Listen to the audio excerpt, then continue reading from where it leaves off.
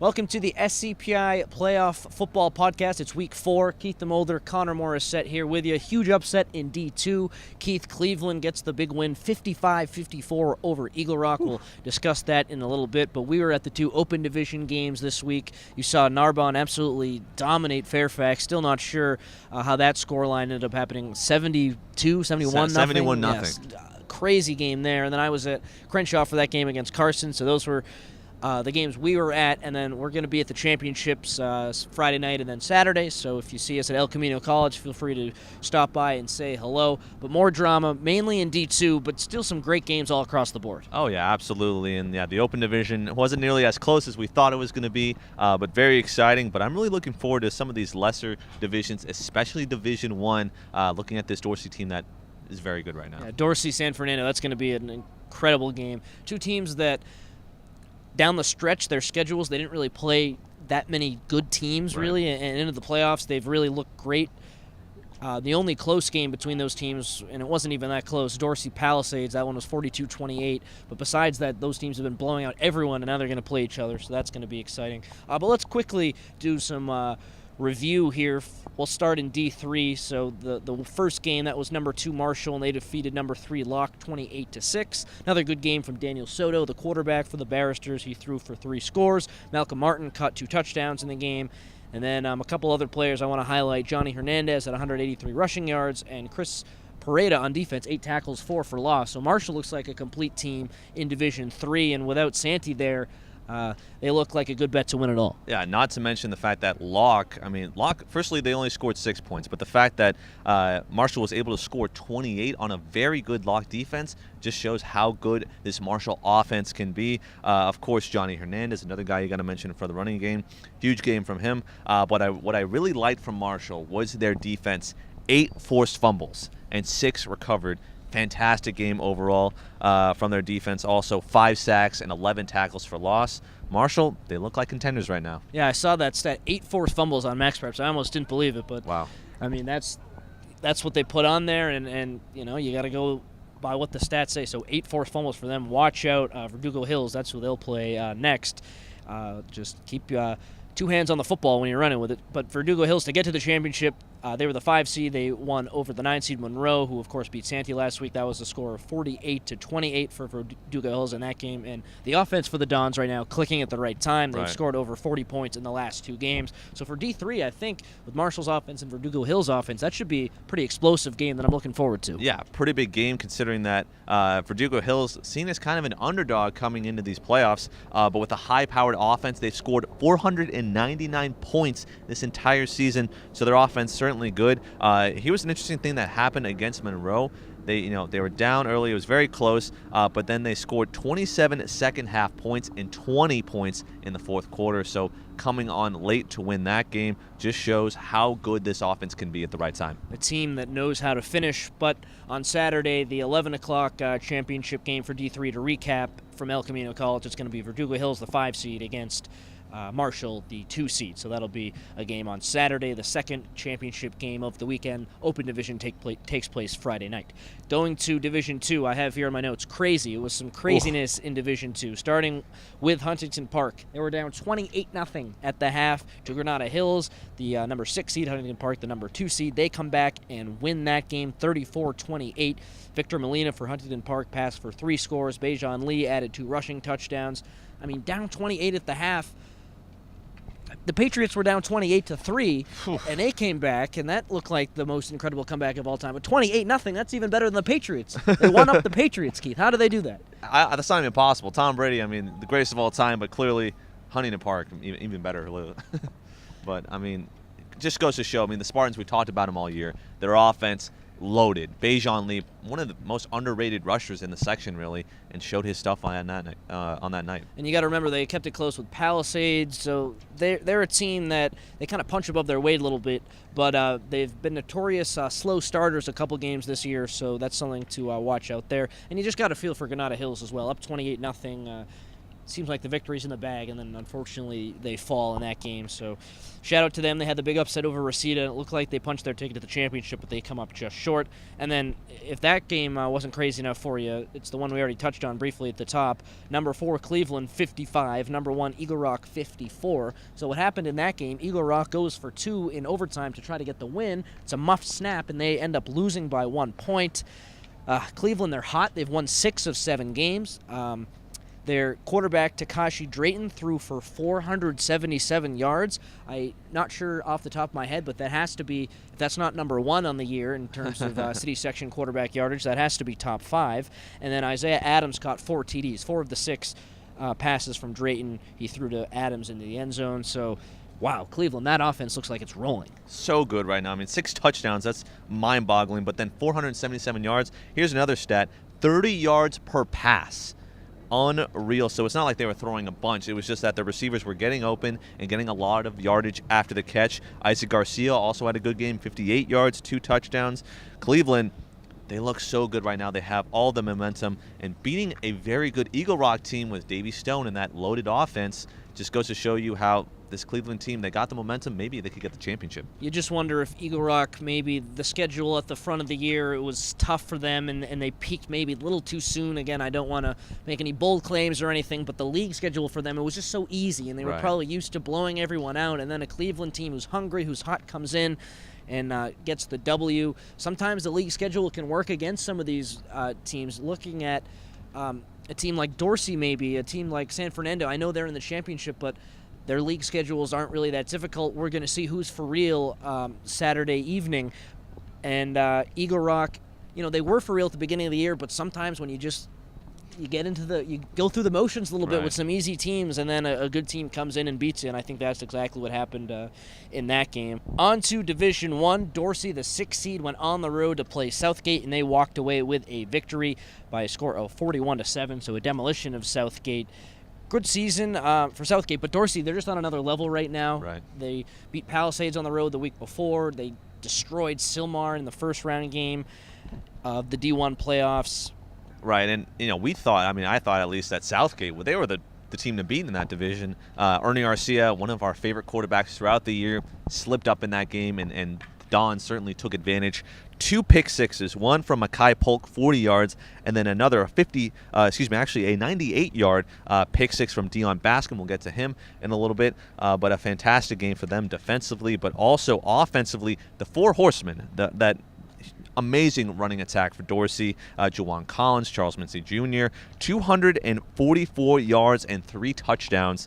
They could do it all, 41-7. That's as convincing as you can get, especially considering how talented that Southgate offense is. Yeah, Dorsey looks very dominant right now, and they're going to play San Fernando next, 2 teams with great rushing attacks, so that'll be a great game. But again, the point, and we'll talk more a little bit later, the point that I just want to continue to make with those 2 teams, the easy league schedules for both. So who is legit out of those 2 teams? We're going to find that out. And as I mentioned, San Fernando, they are the 1 seed. They won at home to Garfield, 42-21, another 3-score victory for them. Just 5 pass attempts for Andrew Fry as the quarterback, but that's the way they like it. As predicted. Yeah, Trevor Gill, 15 carries for 247 yards. Incredible. 3 touchdowns for him. Kyle Bryant, 120 yards on the ground, 2 touchdowns. That team can run the ball. Wow. Amazing. 388 yards and 6 touchdowns overall rushing the football. And you got to wonder, we were wondering this with Carson. Are they too one-dimensional? But clearly San Fernando working on both sides of the ball, in terms of throwing it, but also mainly just running it. But you got to wonder, though, about their defense. Here's a discouraging statistic from that game against the Bulldogs, is that their defense allowed 530 total yards to Garfield, and 3 touchdowns. That's a pretty good mark when you're scoring as much as San Fernando does. But you got to wonder against Dorsey, would that come to bite them? So many yards allowed, and I'm sure that Dorsey, they can punch the ball in if they're in the red zone. That is a ton of yards. I think the counterpoint to that would be Garfield obviously didn't make do on all those yards by only scoring 3 touchdowns, but you're right, that's a worry sign, especially when Dorsey's offense is certainly a step above Garfield. I wouldn't say it's a huge step, but I think it would be pretty fair to say that it is a step above, just because, like we've talked about with Narbonne and Dorsey, Division I talent. Division Right. One talent Yep. that other teams in the city section just don't have. All right, now the moment everyone's been waiting for, the Open Division recap. Keith, Narbonne 71, Fairfax 0. You were there. Wow. What happened? It was just a complete offensive demolition, really, from the onset. And it was interesting to see the fact that to start the game, actually Fairfax had a turnover, and then also Narbonne had a turnover. So it kind of went a little bit back and forth there to start. But then, No, wow, it didn't. Wow. And you know, Scott Harris, who talked about all season, you know, one of our favorite quarterbacks, along with Ernie Arcia. Great footwork, but there must have been some type of miscommunication between him and his receivers that night. Did not have a very good game at all. Harris just 5 for 26 for 43 yards. He had 3 picks. Also, the center to quarterback exchange, multiple fumbles. I believe 4 fumbled snaps from the center to Scott Harris. So they couldn't really do anything through the air. But also on the ground, 30 yards rushing, 0.9 yards per carry. So just goes to show you that they couldn't throw it, and they also couldn't run it. So Narbonne doing well on the defensive end, but then on the offensive end, they were executing left and right, really. Jamar Jefferson, a 90-yard touchdown, but then also a 55-yard touchdown and a 2-yard touchdown, also had a 25-yard carry. He was fantastic, but then Jalen Chapman, we talked about his accuracy, or rather inaccuracy issues throughout, you know, a lot of these podcasts, and he really, you know, he shut me up, I'll say. He had a fantastic game. He had a 45-yard touchdown pass, a 15-yard touchdown run, a 25-yard touchdown pass, a 45-yard pass, and then a 20-yard touchdown pass. So Jalen Chapman, he looked fantastic, and leading an offense that scored 71 points, 65-0 at the half. You know, a lot of people were saying, stop the fight, Yeah. because it was that bad. Also, their special teams were fantastic. 2 punt returns, a 55-yarder from Raymond Scott, and another one from Logan Taylor. And then also Jamari Boone almost took one to the house, 63 yards, but it was called back. Logan Taylor, also a 2-point conversion. Multiple touchdowns, you know, through the air for Jalen Chapman. They had the defense working. They had the offense working. A great game for Narbonne overall.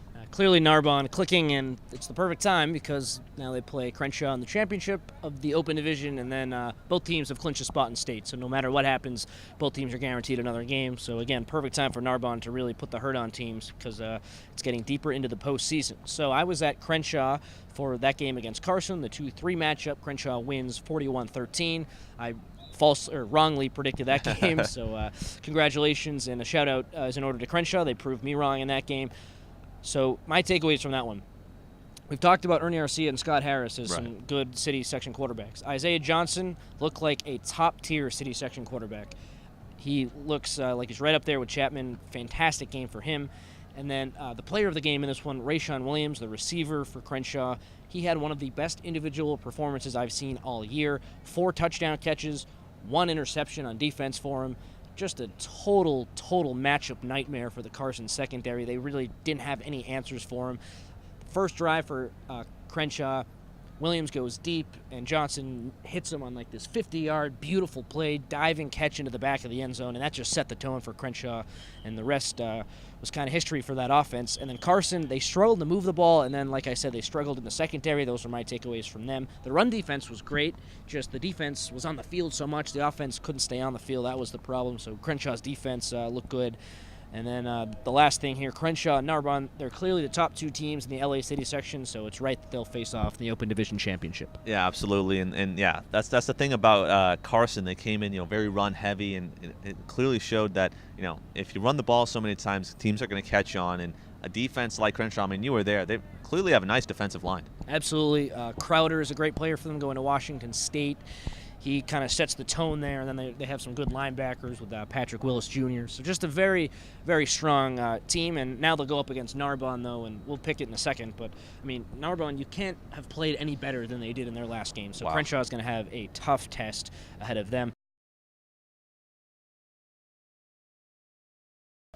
Time for our Game Ball segment where we highlight the top players from the last week in the city section. We mentioned a ton of names, so Yeah. a couple of recycled names here will come out, but hey, we have to give you the breakdowns on what happened last week. So Keith, as always, who are your game balls this week? All right, so my 2 game balls. The first, got to give it to a Dorsey Don who's been impressive all year long, Dion Bascom.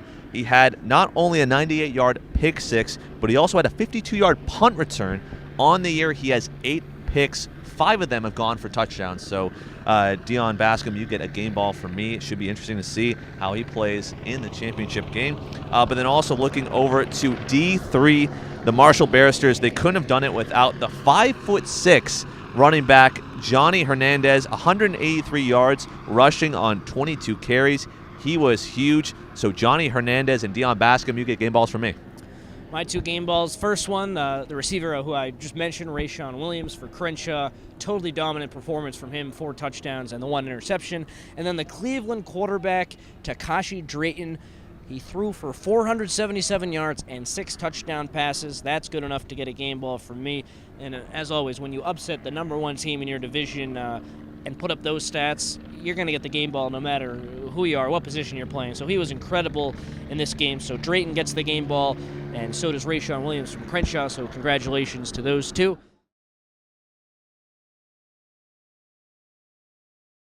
All right, let's get into some picks. The moment everyone's been waiting for. Oh, yeah. Division 3, Keith. It's Marshall Verdugo Hills. How do you see that one playing out? I see it going to the Marshall Barristers. I think that their offense is too good, whether that's Hernandez, whether that's Daniel Soto.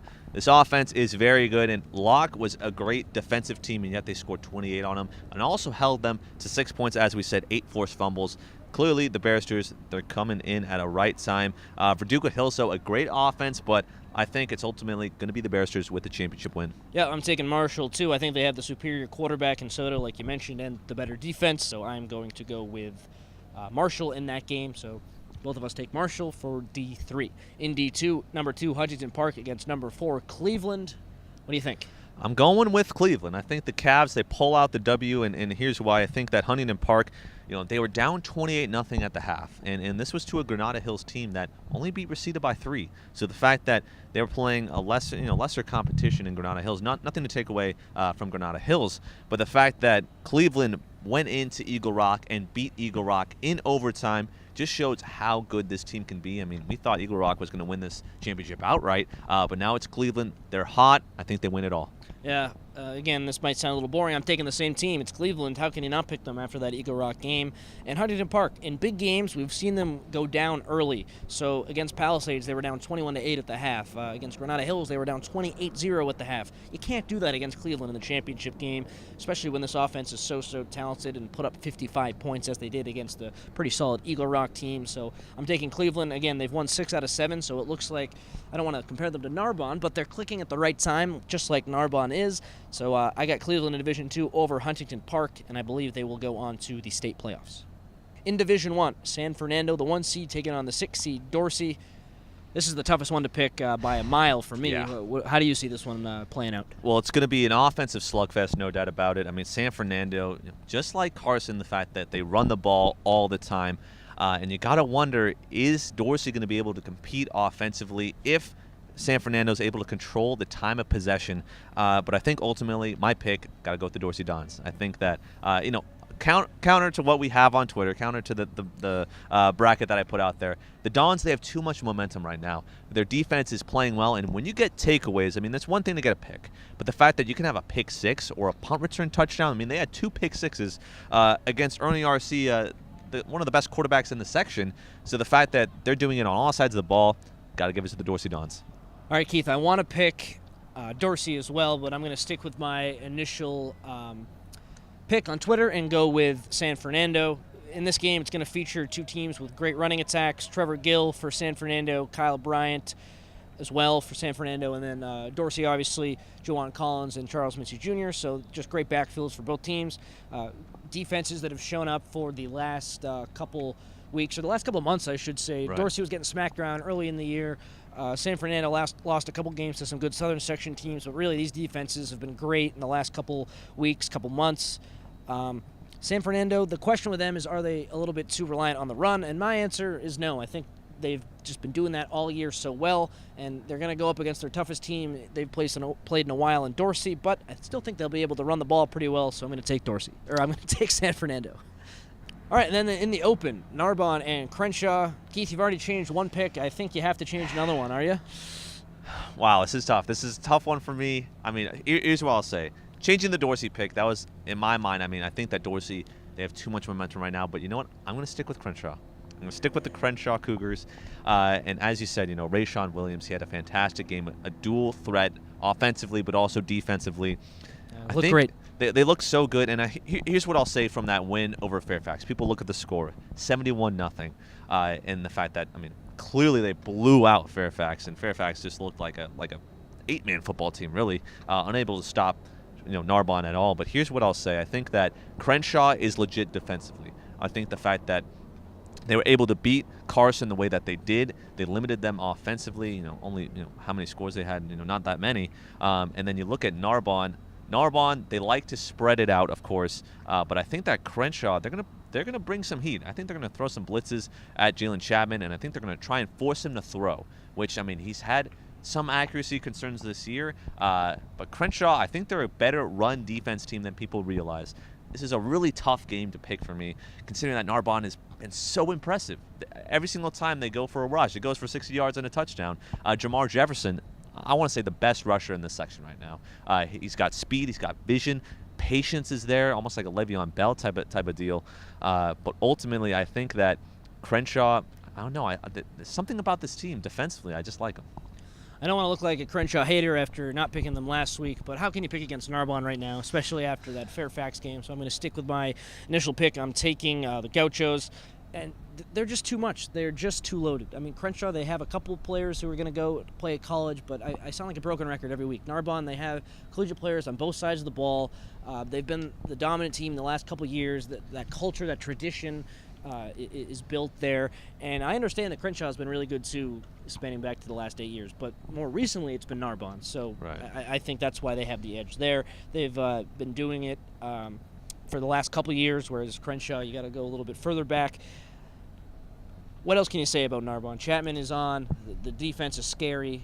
Special teams, they make you pay. They don't make those silly mistakes. How many times do you see the long snappers snap it over the punter's head? Right. That happens all the time. You don't see that from Narbonne. And in the open division, I'm not even sure it's going to be close, to be honest. Interesting. I think I predicted the Fairfax game to be a 3-score Narbonne win, and it was a million-score Narbonne win. So Crenshaw is way better than Fairfax. I'll say 3-score win for Narbonne. That's my prediction. That's how I'm feeling. Yeah, it's tough. It's tough to argue against it. But here's what I think will happen. I think that I'm not sure that Crenshaw, you talked about the talent, D1 talent for Narbonne. I don't think Crenshaw necessarily has the talent to beat Narbonne. I think what's going to happen is that Narbonne is going to beat itself. I think that maybe Jalen Chapman throws some pick sixes. Maybe there's some fumbles from the offense, that type of thing. Chapman, he did have a fumble to start off the game last time. I think there's going to be some mistakes made, and I think that Crenshaw, they're going to convert those mistakes into points. Wow, after Jalen Chapman really made you eat your words last week, you're coming back at him. But hey, that's how Keith feels, and I feel differently, but that's why they play the game, and it should be a great game, a great couple days of championships, Friday night and then into Saturday. So this has been the SCPI Week 4 Football Playoff Podcast. For Keith DeMulder, I'm Connor Morissette. See you at El Camino College.